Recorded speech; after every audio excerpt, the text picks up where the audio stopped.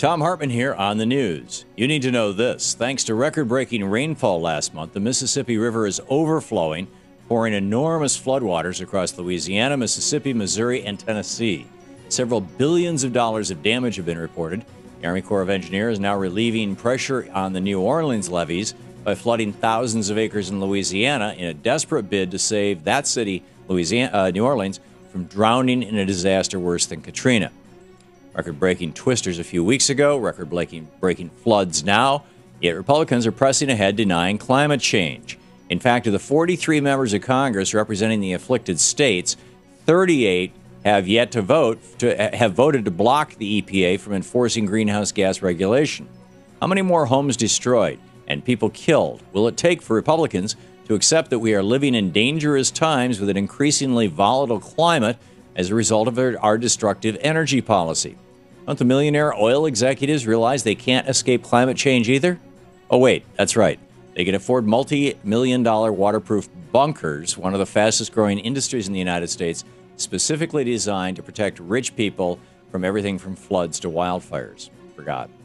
Today, our nation hits its debt ceiling. Treasury Secretary Tim Geithner is now resorting to extreme measures like tapping the pensions of federal workers to prevent economic calamity, keeping us from defaulting on our debt until August at the latest. It's now up to Congress to reach a deal and pass a debt limit increase. In an interview yesterday, Speaker of the House John Boehner seemed to warm up to the idea of a deal being reached soon, though a week ago he was insisting on trillions of dollars of cuts before he'd bring Republicans on board an increase to the debt limit. Thanks to Republican games, America is on borrowed time today.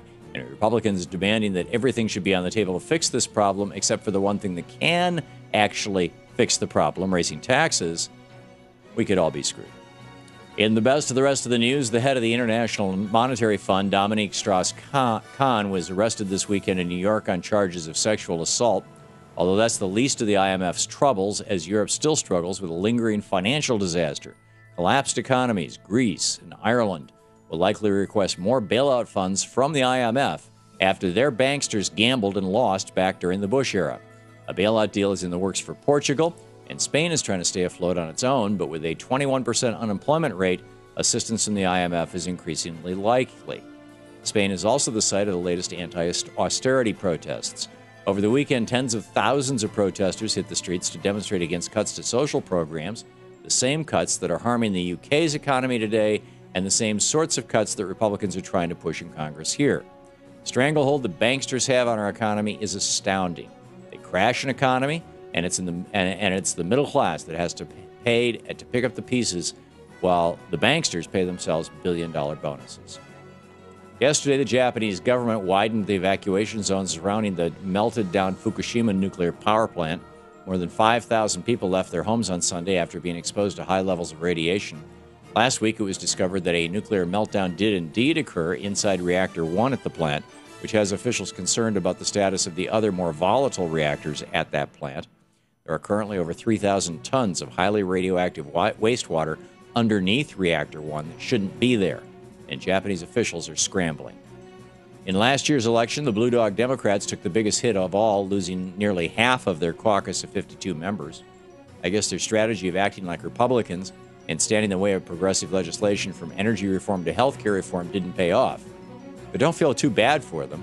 As Politico points out, many are doing just fine right now, walking through that revolving door on Capitol Hill and becoming lobbyists.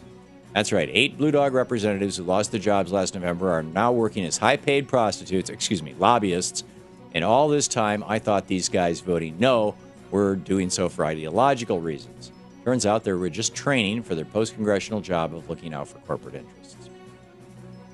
Want to know how long you have left to live? Well, scientists in the UK may have just the test for you. Later this year, a new test will be available for people to take that will determine just how quickly they are aging and offer some insight on when they are going to die. The test, which costs about €500 to take, about $800, measures the length of people's telomeres, which are at the tip of the chromosomes. It's believed that people with shorter telomeres have shorter lifespans. Scientists believe that within the next 5 to 10 years, telomere testing will become more and more widespread in the medical community, which means it's only a matter of time before insurance companies find a whole new set of reasons to deny you coverage based on something you can't control. New Jersey Governor Christie was supposed to be the tough-talking yet rational Republican who could lead his party into the future. Turns out, though, he's just like the rest of his ilk. In an interview over the weekend, Christie couldn't confirm whether or not he believes in evolution. Said it's not his job to determine if schools should be teaching creationism in the classrooms. So either Governor Christie is just as wacky as the rest of the Republicans, or he's gearing up for a presidential run and wants all the support he can get from the Fox right fringe. Crazy alert, crocodile tears. Republican Joe Walsh took to the House floor last week to criticize the president for not being serious enough when it comes to immigration reform. Turns out he wants a moat down at the Texas border filled with alligators. He says, I'm serious about it. Right. Now I can see why Republicans can't vote on raising the debt ceiling last week. It clashed with their mandatory nap time and toy time with the alligators. And that's the way it is today, Monday, May 16th, 2011. I'm Thom Hartmann on the news.